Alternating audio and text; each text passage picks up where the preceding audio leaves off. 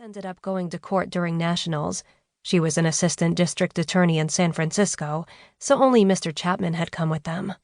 Reese was glad, because she would have been even more embarrassed if her mom had been there to watch her lose. Afterward, Reese had called her from the locker-lined hallway behind the auditorium to tell her the bad news. Her mom tried to comfort her.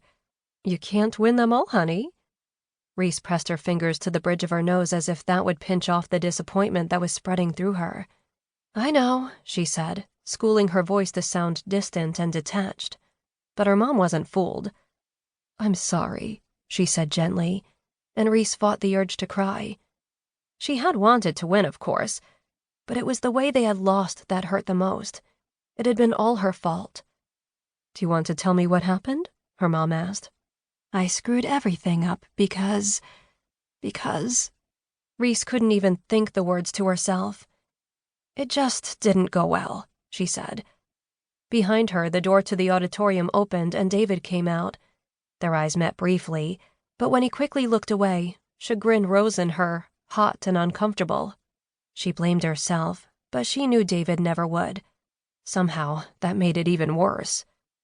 "I know you and David were well prepared," her mom said, "and sometimes it just doesn't go your way."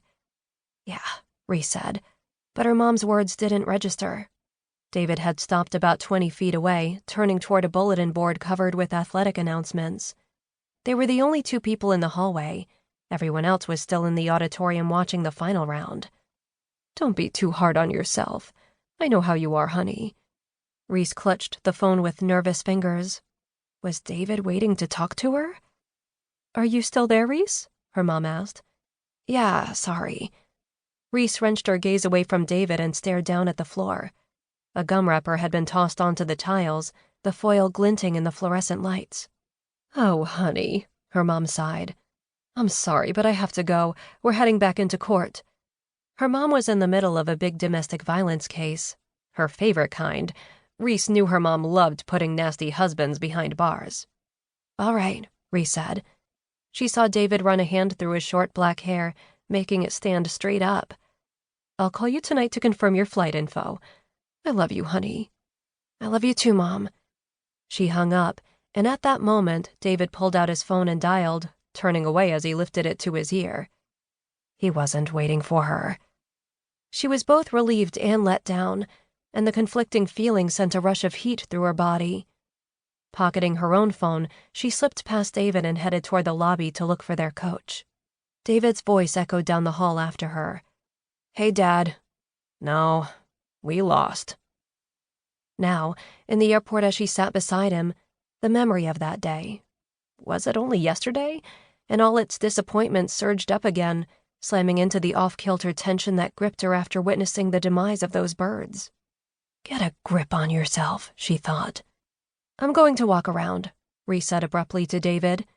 "Will you watch my stuff?"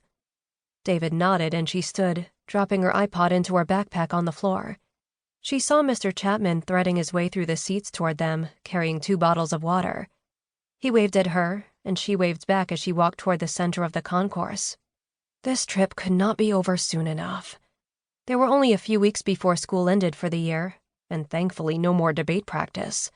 All of this weird crap with David would be done with, and she doubted they would be partners again next fall.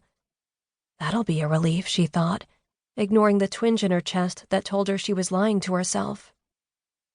Reese passed the podium, where a blue and white uniformed flight attendant was dealing with a line of 5 or 6 travelers. A harassed-looking mother herded 2 toddlers forward while dragging a suitcase and pushing a stroller. Reese was trying to avoid the stroller, her sneakers squeaking across the glossy floor, when she heard someone scream, "Oh my God!"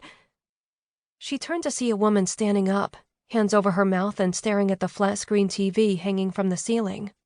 The news was on as usual, and the Asian-American anchorwoman had a hand pressed to her ear as if she were listening to a feed.